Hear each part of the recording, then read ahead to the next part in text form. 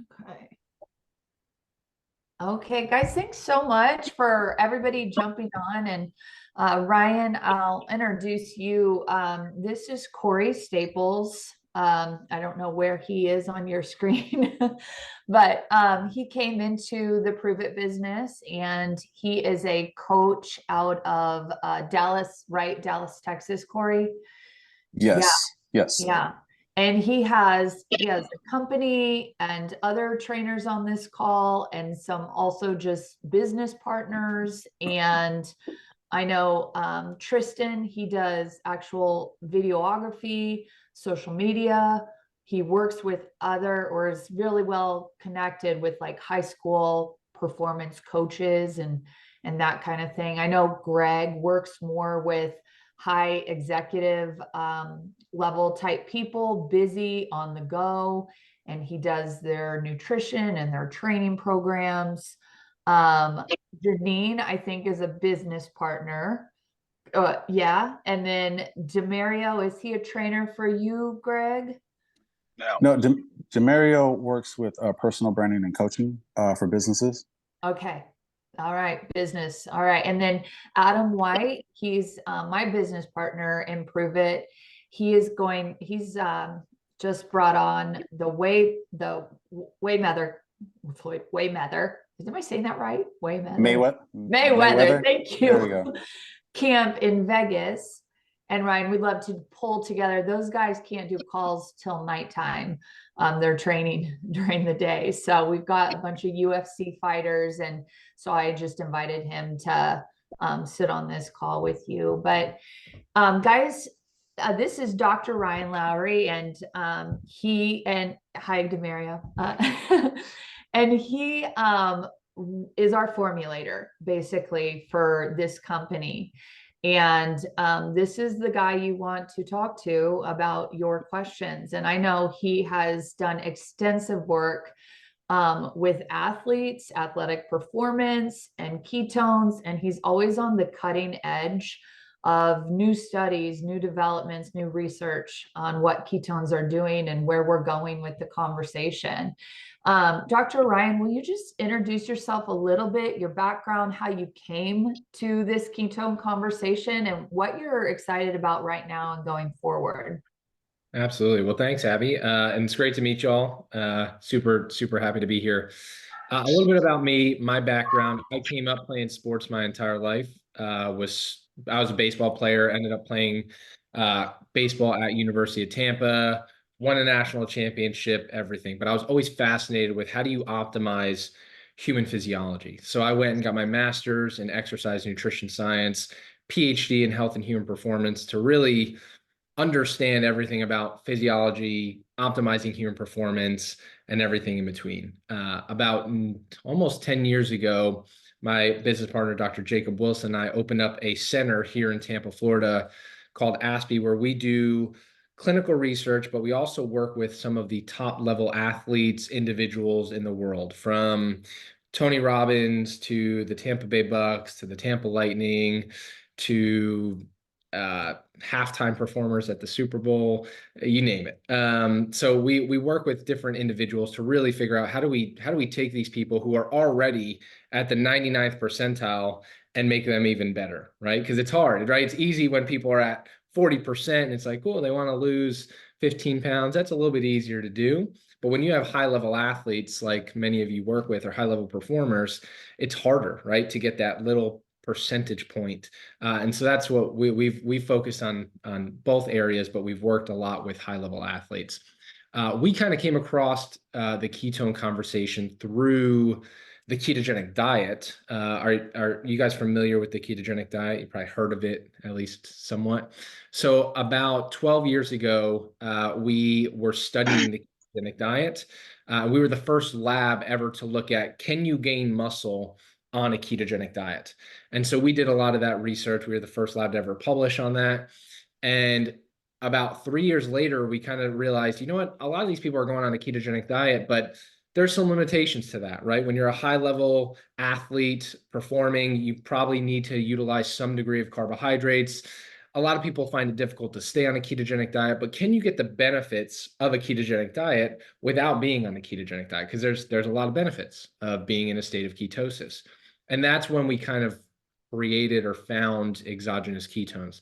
At the time when we started looking at them about 10 years ago, the only people who were looking at it was U.S. military. They were giving what was called this ketone ester to Navy SEAL divers to help them when Navy SEAL divers are on missions, they have to dive underneath water. And when they go too deep underneath water to try and prevent themselves from being detected, they can get oxygen toxicity seizures. So with the military, and what happens when they come up out of water, they're discombobulated, all out of whack. So the military was interested in giving them ketones so that way their brain would be stabilized when they came up in order to still attack a target, which is really cool. They're still doing that work today. But the problem with at the time was it was about $1,000 per serving, which was absolutely crazy, and it tasted really, really, really bad. So we started studying exogenous ketones for the general masses, right? Like how do you use it to optimize cognitive function when you're not in the military? How do you use it to enhance athletic performance? One of the most recent, which I think is applicable to many of you on this call, is what happens when you get traumatic brain injury or hit in the head? Because what happens during those instances is your brain actually becomes temporarily insulin resistant, meaning it's one of the reasons why you're seeing a lot of these players develop CTE a lot quicker, is they're getting hit in their head or getting repeated hits to the head. Their brain can't utilize glucose as well. And what's happening, even though they're drinking the Gatorade or whatever on the sideline, or when they go over to the corner of the ring, they're drinking plenty of fluids and sugar, but it's not getting to their brain. Their brain is still starving because it can't take up and utilize that fuel source, but it can still take up and utilize ketones. So we're actually doing some research in our lab right now with retired NFL veterans. So athletes who have been diagnosed with CTE utilizing exogenous ketones, and so far the results have been incredible. So that's just a little background about me. Happy to answer any questions on ketones or anything that you guys have. Thank you, Ryan. I think I'm just going to open up. Corey, I'm going to toss it over to you because I know you know every single person on the call. And I think really where you kind of wanted to start was ketones and recovery. Wouldn't you say that's kind of top of your line? Yeah, absolutely. That, and then you had touched on also developing muscle on being on ketosis, right? Because that's a huge thing.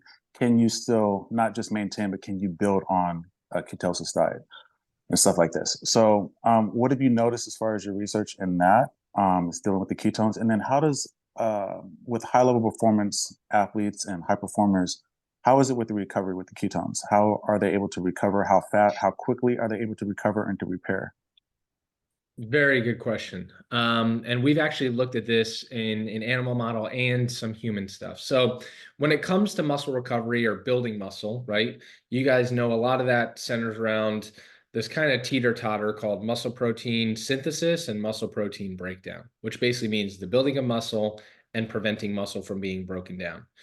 Ketones actually act on both ends of the spectrum, which is great, right? You think about like protein, right? People think about, oh, I consume protein. That helps with muscle building. You think about certain amino acids, that helps with muscle building. Ketones act on both ends of the spectrum in terms of it actually triggers muscle protein synthesis itself.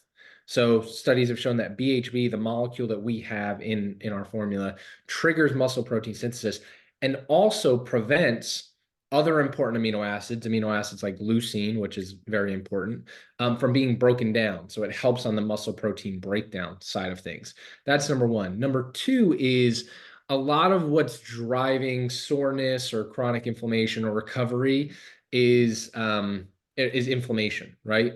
Like people, obviously acute inflammation is good, chronic inflammation not so good.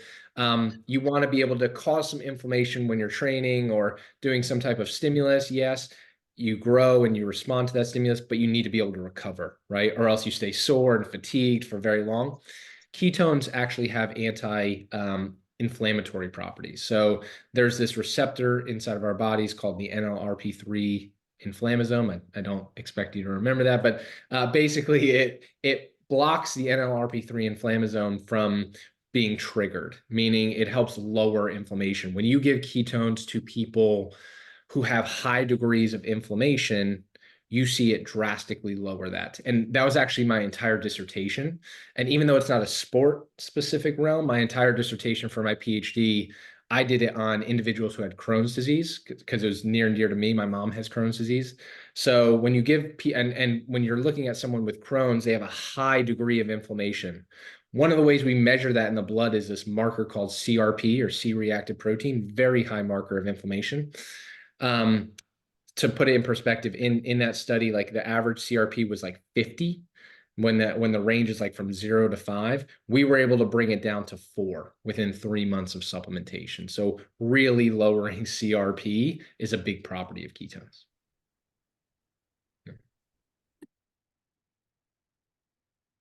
I have a question. I don't know if I can ask a question real quick. Hey everybody. My name is Demario Scott. Corey Staples invited me to this call. I just wanted to get some more information in regards to ketones. I have no clue what a ketone is, the functionality of it. I may be the only one on the call for it, but I love to get an understanding from it. So, is there? I don't know if it's the time to ask what that is, or if there's some more information I can find out to catch up, get up to speed on what a ketone is and how it works. I know you just shared that information. Once again, it sounds Chinese. It sounds great. It sounds like it does a lot of benefits. It still sounds like a foreign language. From a, I guess, quote unquote, a beginner standpoint to gaining this information, could you break that down, quickly for me, in your time? Absolutely, would be happy to.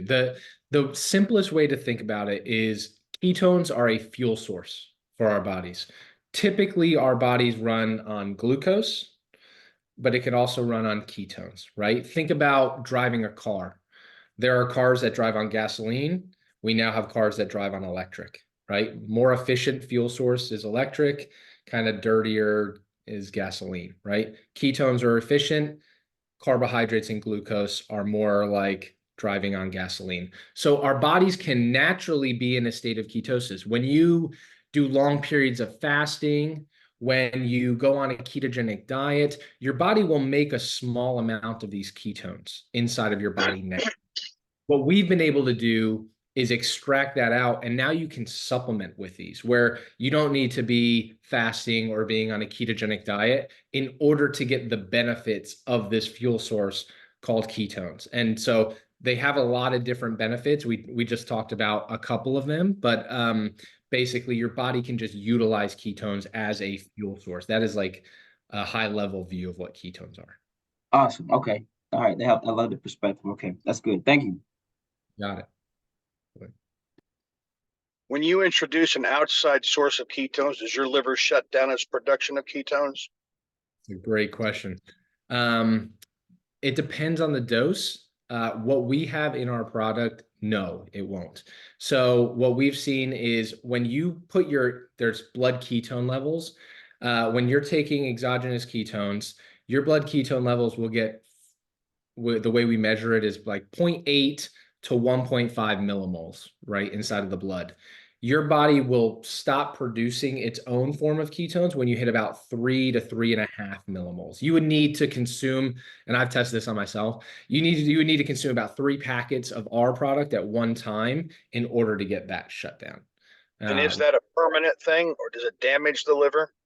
No, it's temporary. It's just as long as as your body basically sees, hey, there's this high amount. It's kind of like when you have a super high amount of glucose after you go have a super high carb meal, your body will be like, hey, I need to secrete some insulin, but then it kind of comes back to normal. Same thing here. It'll be like, hey, we need to stop producing ketones, but then it comes back to normal. But again, that's only if you have 3 packets at one time.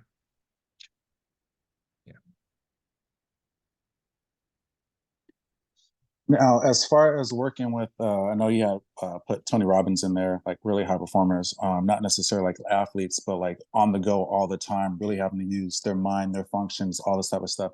what have you noticed as far as like the energy levels and the brain cognitivity and all this type of stuff on people who are high performers, not necessarily athletes, but in business, always using their minds, always having to, like I said, on the go? What have you noticed as far as somebody that's on an extra high level with them in their energy? Yeah, another good question. And to me, this is where kind of I've applied ketones in my daily regimen. Personally, it's like if you think about it, most people's day goes like a roller coaster, right? That most people wake up, they eat breakfast, then after they crash, then they're like hangry until they get lunch, and then they crash, and then they're hangry, and then they eat dinner. They're on this roller coaster. For me, I've incorporated a lot of periods of intermittent fasting, but also utilizing exogenous ketones as a tool to help with my intermittent fast. But also, like for me, the best benefit I get from them is like around this time. For me, it's like it's 1 o'clock in the afternoon.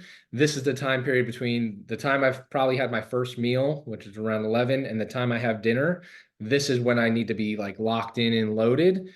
Ketones are my fuel source to do that. So rather than snacking or and that's another benefit of ketones is they actually help blunt appetite. So it's something to keep in mind. I know that's a big conversation that people are interested in right now is like blunting appetite. Ketones do blunt your appetite, make you feel fuller, but they're also providing an energy source for your brain when you're on that roller coaster and you're starting to come down.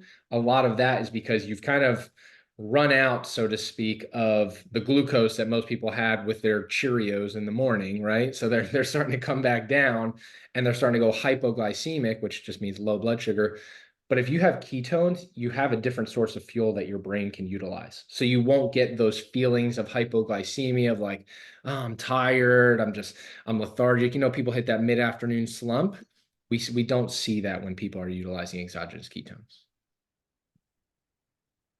I have another question. So since ketones you're using as an alternate source of fuel, as an outside source, what does that do? So say I've got I train pro athletes. Say I have one of my bodybuilders on, and I have a fairly deep education. I'm not a PhD, but I know a lot about this. What does that do to the carbohydrate intake? Does that store as fat? Does it, what happens to your, so say I have them on 300 grams of carbs for the day, and I give them ketones, and now you've got two sources of fuel. What happens? Yeah, I love this. And your body will actually utilize both sources of fuel. One, we see that ketones will lower the glycemic response. So like if you normally would have a huge bolus of carbohydrates and your blood glucose levels would go up here, ketones would bring that down. But also they get utilized differently in terms of ketones get preferentially used by the heart and brain, whereas carbohydrates would primarily be utilized ideally by skeletal muscle, right? I guess what I'm asking is, will I have to reduce the amount of carbohydrates? I have this down to a fairly good science. So once I know how many carbs they need in that day, will I have to reduce that if I give them ketones? You should not. No, you shouldn't have to at all. Okay. Nope. Is the ketone something that you have to consistently take to like aid with maybe, like say you were saying earlier how it helps with like inflammatory issues, like say you get started on it, is it something that you can expect to have to take forever, or is it something that can help reduce the inflammation and maybe keep it off? Yeah, good question. It can. It's not something that's meant to be like, hey, the only way you're going to see benefits is if you take this for the rest of your life. But it's also not something that you take day one and your inflammation's gone forever. It's probably, we like to say, give it at least 60 to 90 days to really get a good measurement of what's going on.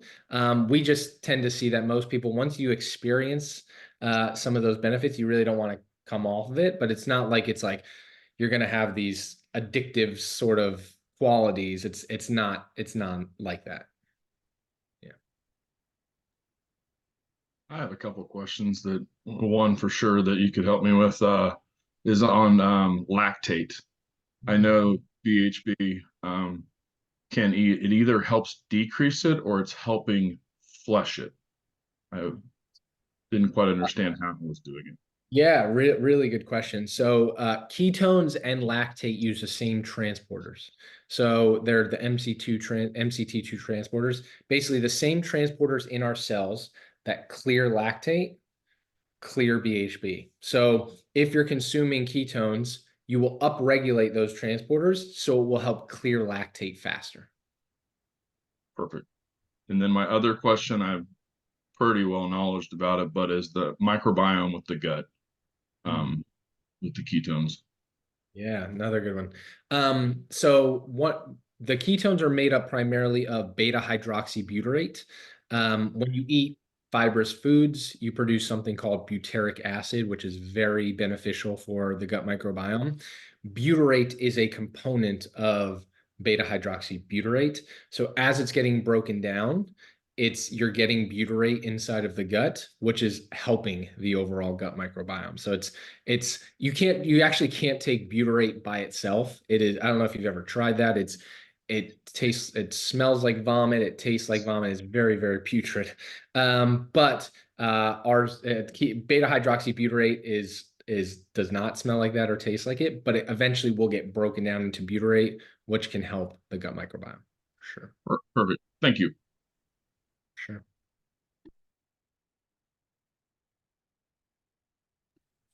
Great questions. I had a quick question.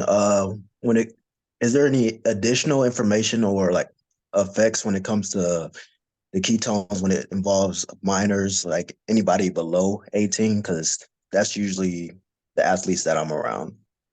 Yeah, really great question.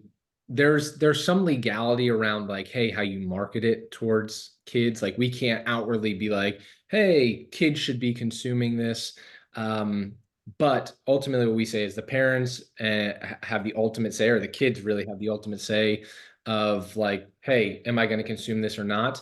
Fortunately, we've actually done a study at our lab in adolescents looking at the safety of ketones. So we gave twice the recommended dose that we actually recommend in kids for 90 days and saw no adverse effects. And those were kids that were 8 to 16. So we looked at a pretty good range there. We did it in both adults, but we also wanted to look at adolescents because we were getting a lot of people who were like, hey, my kids are consuming this. Is it okay for them to have? So we wanted to have that safety published. Okay. How were the adverse effects in the studies that you guys did for adults? Were there any known side effects at all? There were not. No, we looked at liver, kidney. We did every blood panel you can think of. No negative side effects. And both of those are published and available. Yeah. Perfect. How many Now, studies were done? I'm sorry. I just wanted to know how many studies were done. We did an animal toxicology study where in animals you give 10 times the recommended dose. So they were drinking a lot of ketones. 10 times the dose. We did in adolescents and we did humans. No adverse effects in any of those. And there's also other studies that have been published on ketones outside of our lab, but our lab's done 3. And then for the ones with the kids, was the ketones, was it charged or not charged? Did it have the caffeine in it or no caffeine? We did no caffeine with the kids. Yeah. Perfect. And guys, this is also something, as you just watch the Prove It community, like Ryan's here with scientific data, but we have seen the most crazy anecdotal data for kids. And even my own daughter, I dose them to her every day before school, and no claims, but anywhere from ADHD, kids having trouble focusing. And I've traveled to the South a lot where the diets are not as healthy, and kids were used to going out the door on donuts and cereal. Parents started giving them ketones, did not put them on a diet. I go back in 6 months, they're down 30 pounds and they're no longer in the principal's office because it changes the cravings. And I think that probably, Ryan, that goes to blood sugar probably. And wouldn't you say haven't you said before that we can almost retrain or somewhat heal our insulin sensitivity?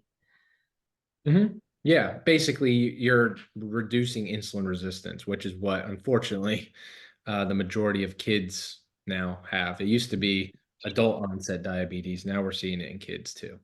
Yeah. And I'm interested. I was talking to BU and he said you really are doing quite a few studies with brain TBI, like you said, the NFL athletes. I know he talked about actually coming up with post-concussion protocols. What would you say would be important with ketones and brain and prevention for athletes, young athletes? What do you think? What are you seeing there? Yeah, if I had to wave my magic wand and say like, hey, what would I do for my kids if they were involved in a contact sport? And that is a wide range of sports nowadays. You have everything from soccer, which is actually the #1 contributor to concussions, to, I mean, I don't know if y'all watch the slapping thing where you just like slap someone in the face and they knock each other out all. I mean, that's a crazy sport, but that's like the extremes, right? So whether it's that or soccer, you're getting trauma to the brain, right? So I would do before, during, and after. And that doesn't mean you need to take a full sachet before, during, and after. You could split one before and during, and then I would definitely do one after, because what happens is, think about your brain is inside of this cavity.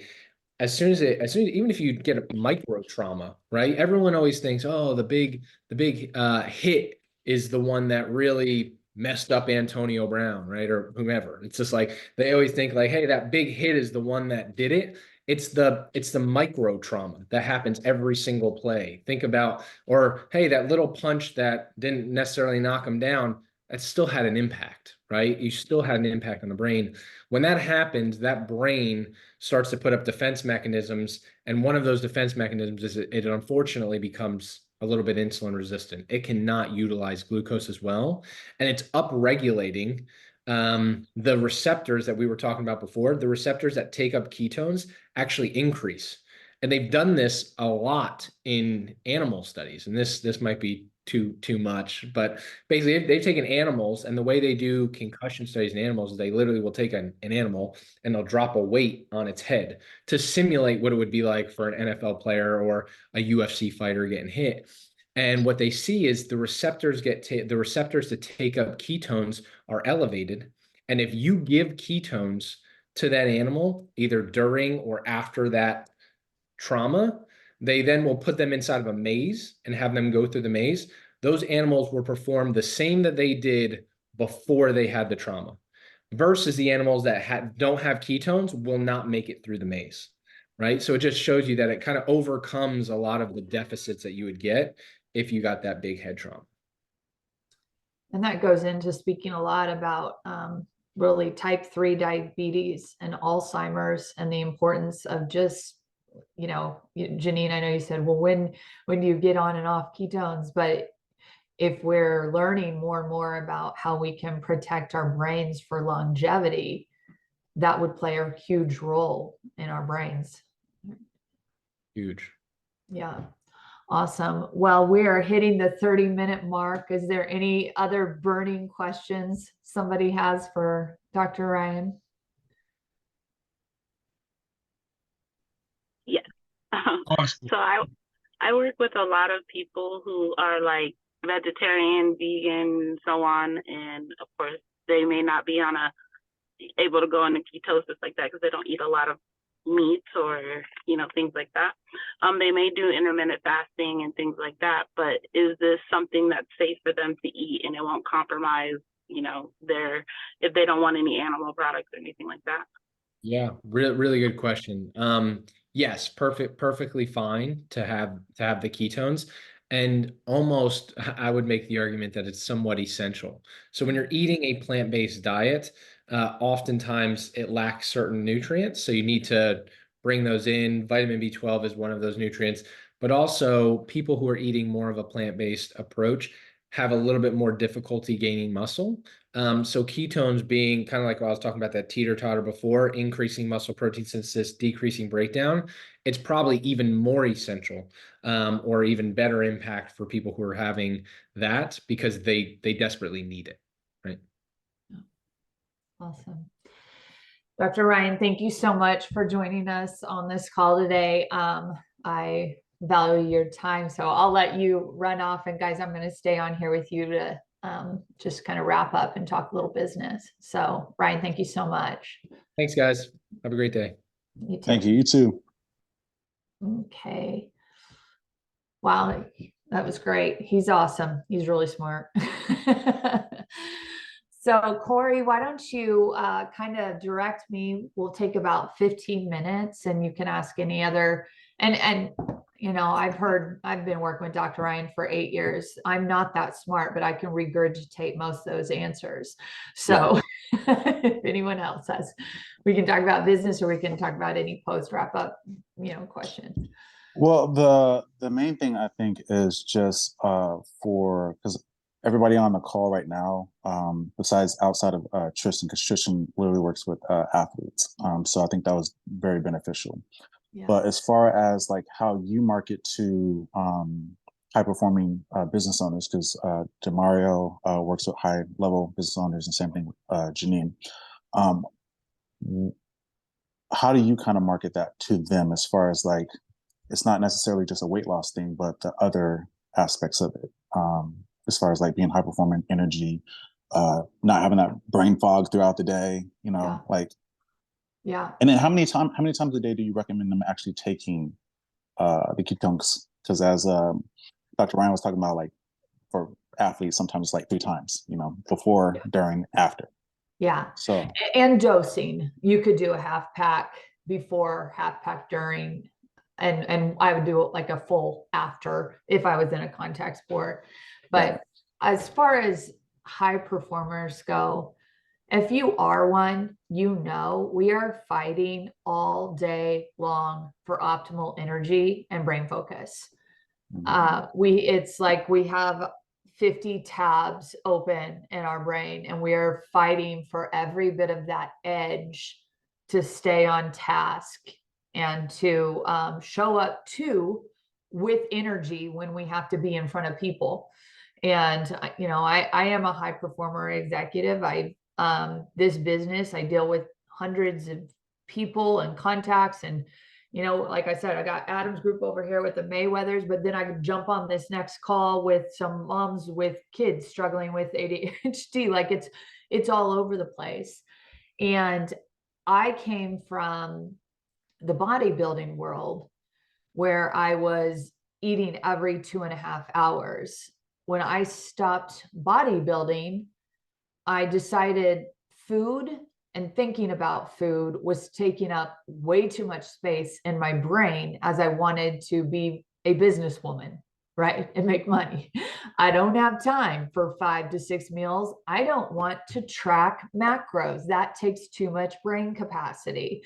But at the same time, my body was still my business and I didn't want to lose that muscle mass and that edge.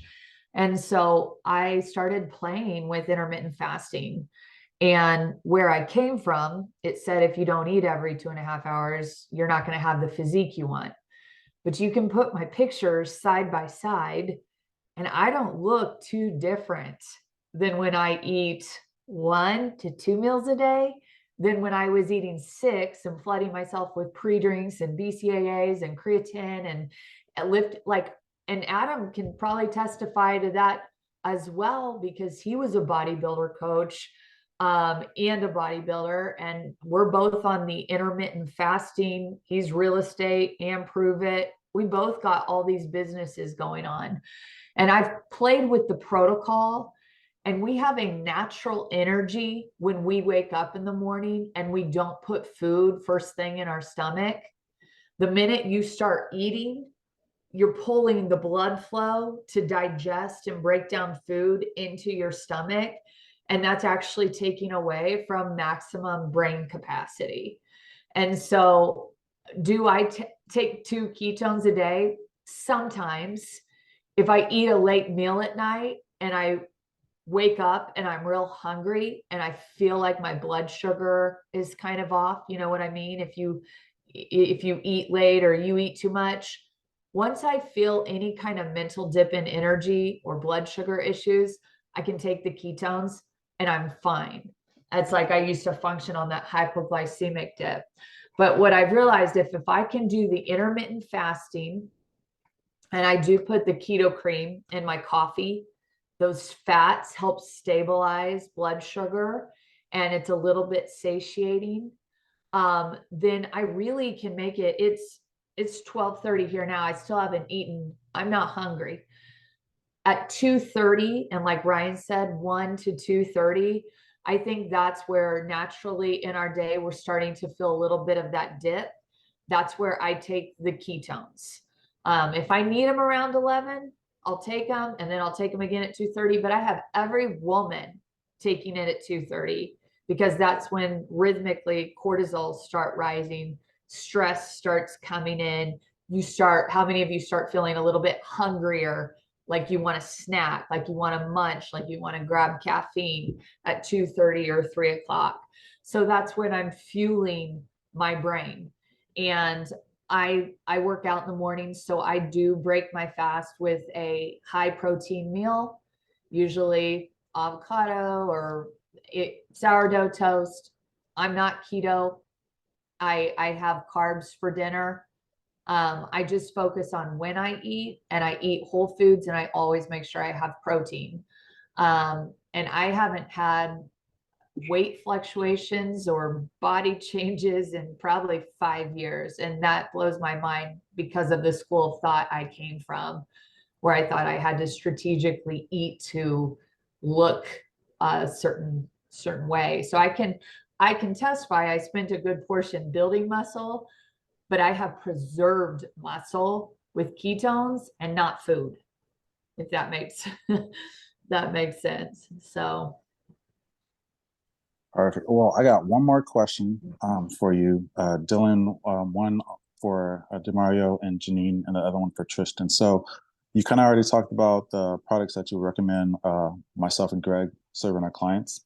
But for strictly just like the athlete side, for Tristan, what ones would you recommend him starting off with? And then the same thing with DeMario and Janine for just the high performing business owners that they work with. Which ones would you prefer them to start recommending to their clients, so we're all on the same page of what we're promoting? Yeah, I just got off the phone with my uncle. He's one of the top attorneys in Kansas City, and I do his protocols.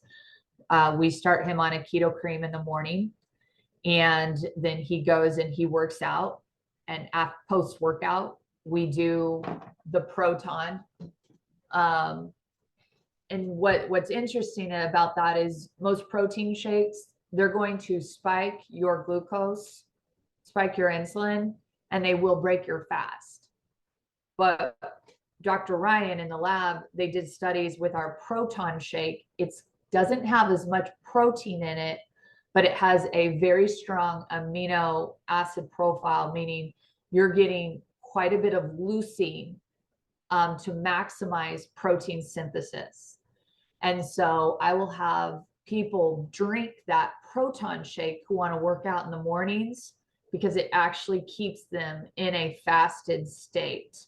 And then I'll have them break the fast and take the ketones at 2:30.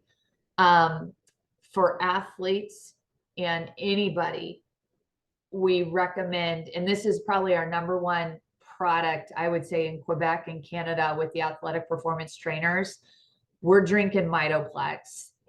I wish I would have asked Dr. Ryan about that to explain it, but it is electrolytes, and it actually has a little creatine in it because we're drinking water all day long, but we're still dehydrated. And so it actually helps hold the water in the muscle cell. And so when I wake up first thing in the morning, I take a Mitoplex with water, and then I do my coffee and cream. I work out, I do a pro, I'll break my fast at maybe 1, do my ketones at 2:30.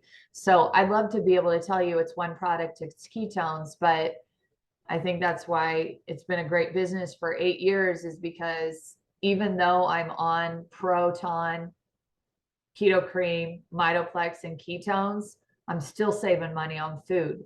I don't snack like I used to. I don't eat like I used to. I don't buy groceries like I used to. It's a biohacker's life, and we're fueling for that cutting edge with our bodies and minds during the day. Most women I work with, they have the Proton shake at night because it does have some ketones in it, and it helps satiate a sweet tooth, which is where most of them are struggling post dinner. We also know that ketones help regulate the excitatory neurons. And so people constantly report having a much better sleep and getting into a deeper REM by drinking ketones before bed. And just from a health component, we highly recommend being done eating and being done with your digestive system 3 hours to 4 hours before you lay down. It makes a world of difference in the type quality of sleep you get entering your first REM if your stomach is not still digesting and breaking down food. So yeah, I have pictures and protocols when I am giving somebody a recommendation, and anybody can have my assistant create this with your link on it. But I have a picture of literally how the day is set up if you want to give it to somebody. So, and then guys, as from a business point of view, you don't have to be a personal trainer. You don't have to be a nutritionist.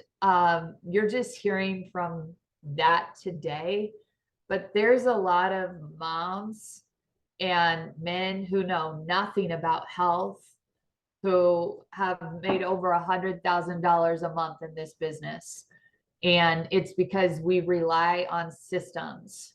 You meet someone, they want a little edge, you put them on ketones, and then you can actually add them into a Facebook group where you have top coaches coaching people. So it's a plug and play. Hey, here's a community, and maybe Corey's going to create his own, but I realized a long time ago, I didn't want to be a nutritionist or a trainer anymore.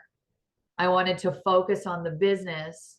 I wanted to get people on the product. And instead of me running the group, I want them to just get coached by the company. And I want to go out and spread, because what you'll see happens is somebody gets on ketones and they can't believe my next door neighbor just lost 15 pounds this past month. And she's 27 years old, 15 pounds in 1 month.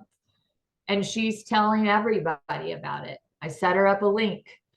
We're in a day and age where people don't even buy hardly any products anymore if they can't have an affiliate link to make back some income with it. And so it used to have to be really strategic. Hey, join my team. Let me show you how to do this business. Now we just got to get ketones in people's hands and help them get their link set up and show them how to get their monthly order in. You know, it's residual income. And when you have a product that works and science behind you, and everybody's moving into the biohacking world, whether you're cold plunging, you're wearing blue light glasses. Gosh, I've been taping my mouth shut at night, trying to not be a mouth breather anymore. I just had a company reach out to me last week asking if they could send me tape for my mouth. And I was like, hey, I'm showing it on my Instagram. Let's go. Get me a link. You know, that's just how we're living now. So you go get the influencers, you get them a change, you get them feeling good, you set them up a link. And I mean, that's how we're doing business now. So.